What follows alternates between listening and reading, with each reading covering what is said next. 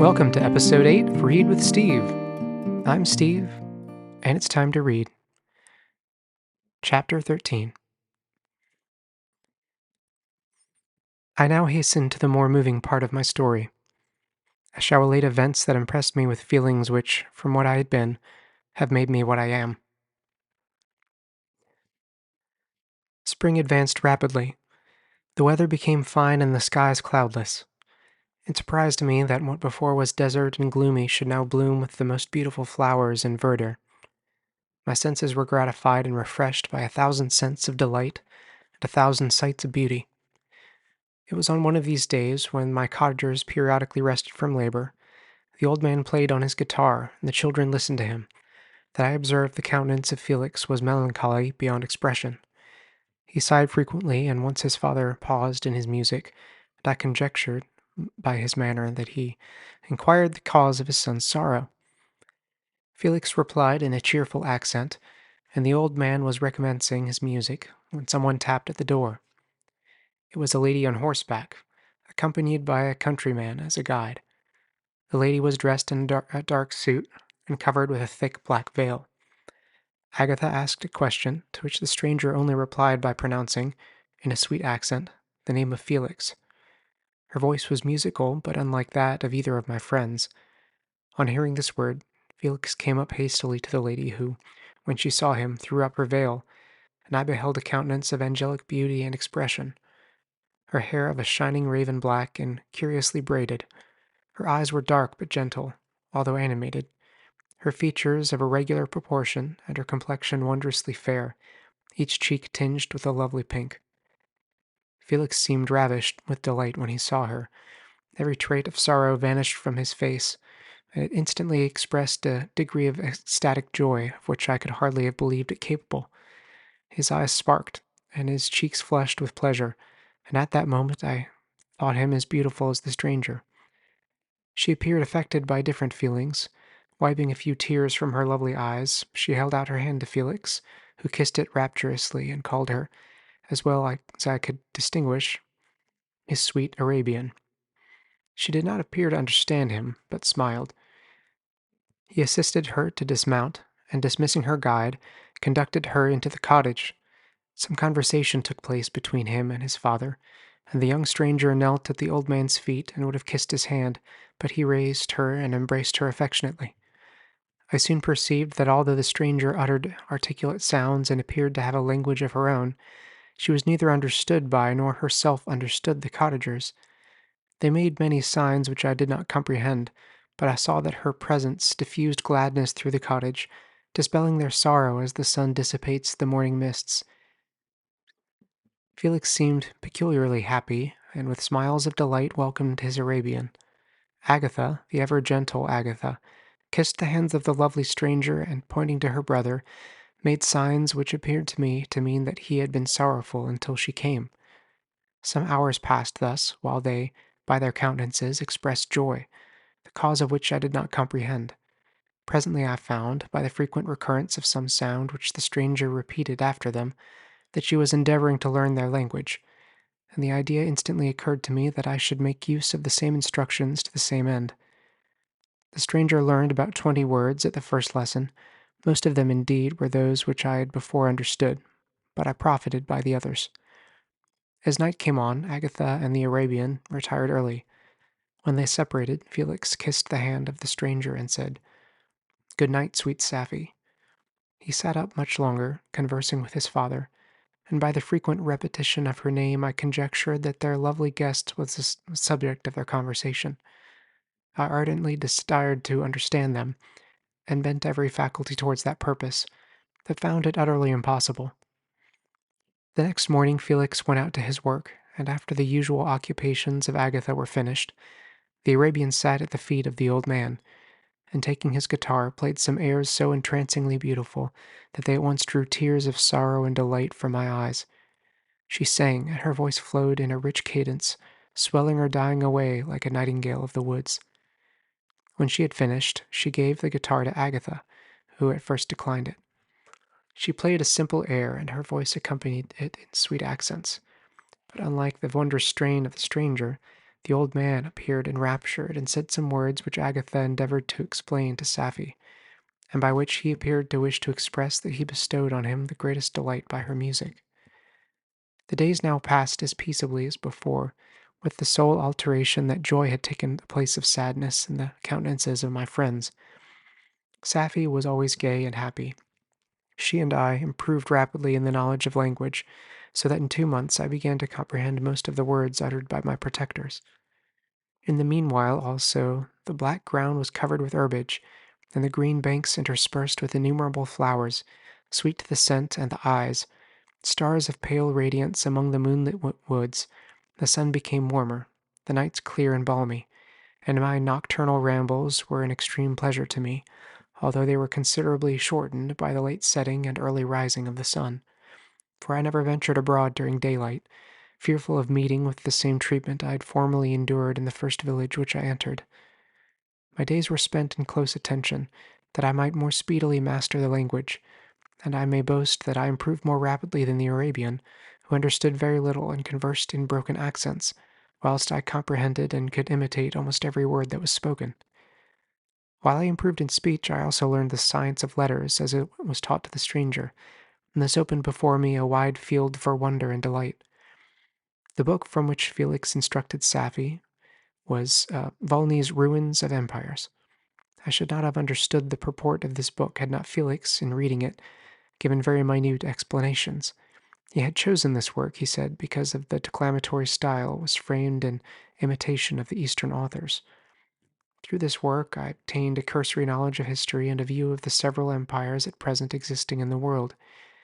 It gave me an insight into the manners, governments, and religions of the different nations of the earth. I heard of the slothful Asiatics, of the stupendous genius and mental activity of the Grecians, of the wars and wonderful virtue of the early Romans, their subsequent degenerating, of the decline of that mighty empire, of chivalry, Christianity, and kings. I heard of the discovery of the American hemisphere and wept with Safie over the hapless fate of its original inhabitants. These wonderful narrations inspired me with strange feelings. Was man indeed at once so powerful, so virtuous and magnificent, yet so vicious and base? He appeared at one time a mere scion of the evil principle, and at another as all that can be conceived of noble and godlike. To be a great and virtuous man appeared the highest honor that can befall a sensitive being. To be base and vicious, as many on record have been, appeared the lowest degradation, a condition more abject than that of the blind mole or harmless worm. For a long time I could not conceive how one man could go forth to murder his fellow, or even why there were laws and governments. But when I heard details of vice and bloodshed, my wonder ceased and I turned away with disgust and loathing. Every conversation of the cottagers now opened new wonders to me. While I listened to the instructions which Felix bestowed upon the Arabian, the strange system of human society was explained to me.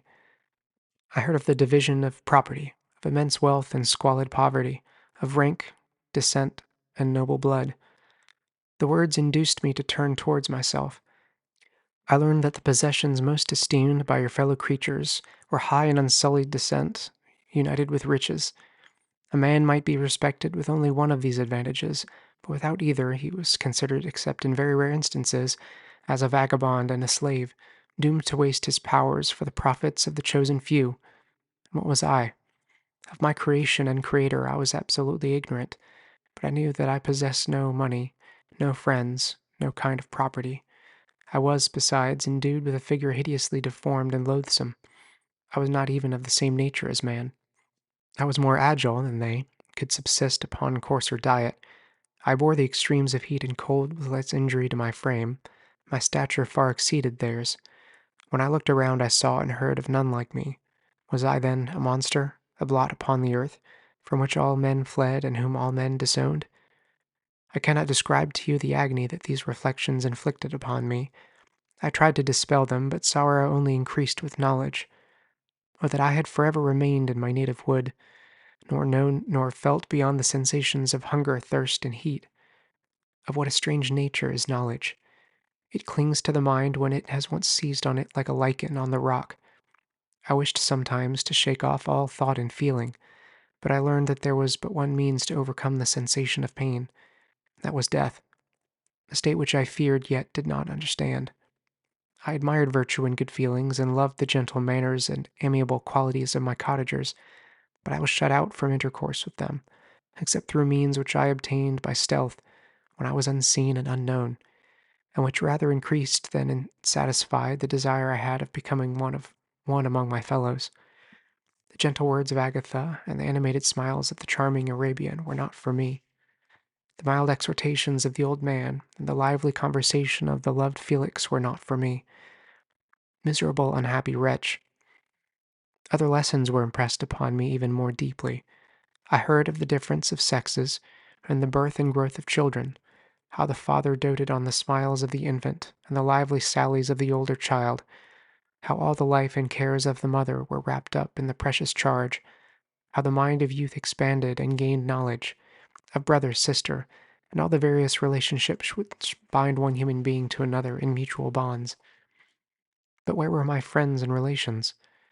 No father had watched my infant days, no mother had blessed me with smiles and caresses, or if they had, all my past life was now a blot, a blind vacancy in which I distinguished nothing. From my earliest remembrance, I had been as I then was in height and proportion. I had never yet seen a being resembling me or who claimed any intercourse with me. What was I? The question again recurred, to be answered only with groans. I will soon explain to what these feelings tended, but allow me now to return to the cottagers, whose story excited to me with such various feelings of indignation, delight, and wonder, but which all terminated in additional love and reverence for my protectors, for so I loved, in an innocent, half painful self-deceit, to call them. Chapter 14. Some time elapsed before I learned the history of my friends. It was one which could not fail to impress itself deeply on my mind, unfolding as it did in a number of circumstances, each interesting and wonderful to one so utterly inexperienced as I was.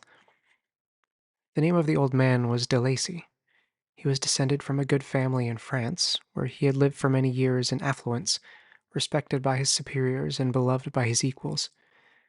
His son was bred in the service of his country, and Agatha had ranked with ladies of the highest distinction.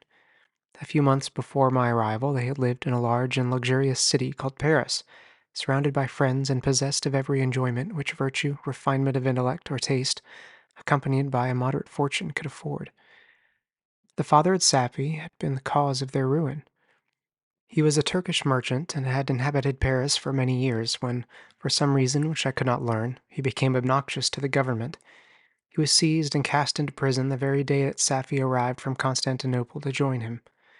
He was tried and condemned to death. The injustice of his sentence was very flagrant. All Paris was indignant, and it was judged that his religion and wealth, rather than the crime alleged against him, had been the cause of his condemnation. Felix had accidentally been present at the trial. His horror and indignation were uncontrollable when he heard the decision of the court. He made, at that moment, a solemn vow to deliver him, and then looked around for the means. After many fruitless attempts to gain admittance to the prison, he found a strongly grated window in an unguarded part of the building, which lighted the dungeon of the unfortunate Mohammedan, who, loaded with chains, waited in despair the execution of the barbarous sentence. Felix visited the grate at night and made known to the prisoner his intentions in his favor. The Turk, amazed and delighted, endeavored to kindle the zeal of his deliverer by promises of reward and wealth. Felix rejected his offers with contempt, yet when he saw the lovely Safie, who was allowed to visit her father and who by her gestures expressed her lively gratitude, the youth could not help owning to his own mind that the captive possessed a treasure which would fully reward his toil and hazard. The Turk quickly perceived the impression that his daughter had made on the heart of Felix, and endeavored to secure him more entirely in his interests by the promise of her hand in marriage so soon as he should be conveyed to a place of safety. Felix was too delicate to accept this offer, yet he looked forward to the probability of the event as to the consummation of his happiness.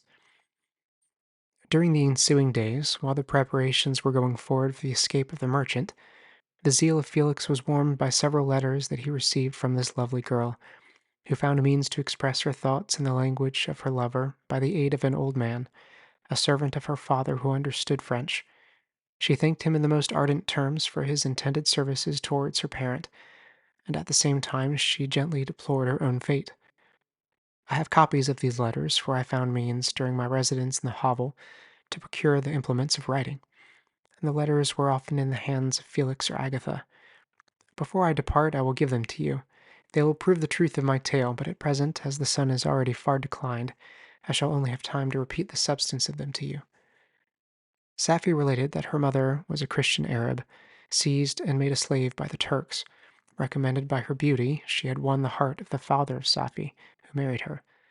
The young girl spoke in high and enthusiastic terms of her mother, who, born in freedom, spurned the bondage to which she was now reduced. She instructed her daughter in the tenets of her religion, and taught her to aspire to higher powers of intellect and an independence of spirit forbidden to the female followers of Mohammed.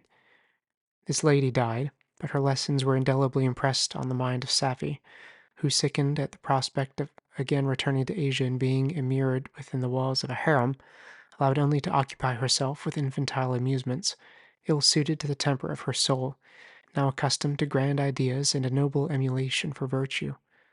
The prospect of marrying a Christian and remaining in a country where women were allowed to take a rank in society was enchanting to her. The day for the execution of the Turk was fixed, but on the night previous to it he quitted his prison, and before morning was distant many leagues from Paris. Felix had procured passports in the name of his father, sister, and himself. He had previously communicated his plan to the former, who aided the deceit by quitting his house, under the pretense of a journey, and concealed himself, with his daughter, in an obscure part of Paris. Felix conducted the fugitives through France, to Lyons, and across Mont Cenis to Leghorn, where the merchant had decided to wait a favorable opportunity of passing into some part of the Turkish dominions. Safri resolved to remain with her father until the moment of his departure, before which time the Turk renewed his promise that she should be united to his deliverer, and Felix remained with them in expectation of that event, and in the meantime he enjoyed the society of the Arabian, who exhibited towards him the simplest and tenderest affection.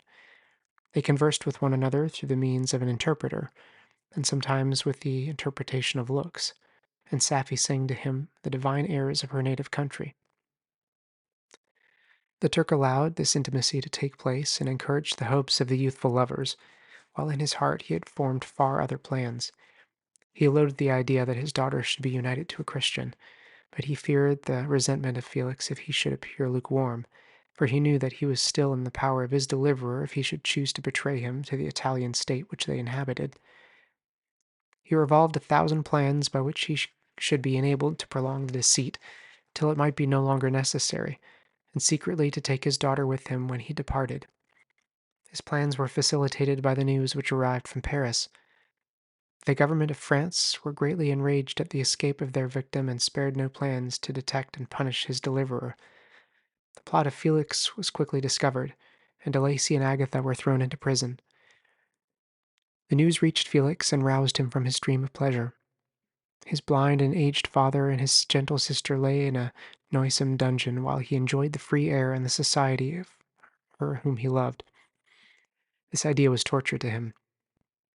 He quickly arranged with the Turk that if the latter should find a favorable opportunity for escape before Felix could return to Italy, Safi should remain as a boarder at a convent in Leghorn, and then, quitting the lovely Arabian, he hastened to Paris and delivered himself up to the vengeance of the law, hoping to free De Lacy and Agatha by this proceeding. He did not succeed. They remained confined for 5 months before the trial took place, the result of which deprived them of their fortune and condemned them to a perpetual exile from their native country. They found a miserable asylum in the cottage in Germany where I discovered them. Felix soon learned that the treacherous Turk, for whom he and his family endured such unheard-of oppression, on discovering that his deliverer was thus reduced to poverty and ruin, became a traitor to good feeling and honor, and had quitted Italy with his daughter, insultingly sending Felix a pittance of money to aid him, as he said, in some plan of future maintenance. Such were the events that preyed on the heart of Felix and rendered him, when I first saw him, the most miserable of his family. He could have endured poverty, and while this distress had been the meed of his virtue, he gloried in it. But the ingratitude of the Turk and the loss of his beloved Safi were misfortunes more bitter and irreparable. The arrival of the Arabian now infused new life into his soul. When the news reached Leghorn that Felix was deprived of his wealth and rank, the merchant commanded his daughter to think no more of her lover, but to prepare to return to her native country. The generous nature of Safie was outraged by this command. She attempted to expostulate with her father, but he left her angrily, reiterating his tyrannical mandate. A few days after, the Turk entered his daughter's apartment and told her hastily that he had reason to believe that his residence at Leghorn had been divulged, and that he should speedily be delivered up to the French government. He had consequently hired a vessel to convey him to Constantinople, for which city he should sail in a few hours. He intended to leave his daughter under the care of a confidential servant, to follow at her leisure with the greater part of his property, which had not yet arrived at Leghorn. When alone, Safie resolved in her own mind the plan of conduct that would become her to pursue in this emergency. A residence in Turkey was abhorrent to her. Her religion and her feelings were alike averse to it. By some papers of her father which fell into her hands, she heard of the exile of her lover and learnt the name of the spot where he then resided. She hesitated some time, but at length she formed her determination. Taking with her some jewels that belonged to her and a sum of money, she quitted Italy with an attendant, a native of Leghorn, but who understood the common language of Turkey, and departed for Germany. She arrived in safety at a town about 20 leagues from the cottage of De Lacy, when her attendant fell dangerously ill. Safie nursed her with the most devoted affection, but the poor girl died, and the Arabian was left alone. Unacquainted with the language of the country and utterly ignorant of the customs of the world, she fell, however, into good hands. The Italian had mentioned the name of the spot for which they were bound, and after her death the woman of the house in which they had lived took care that Safie should arrive in safety at the cottage of her lover. Thanks for joining me today. I'll see you next time as we continue with Chapter 15 of Frankenstein. Bye.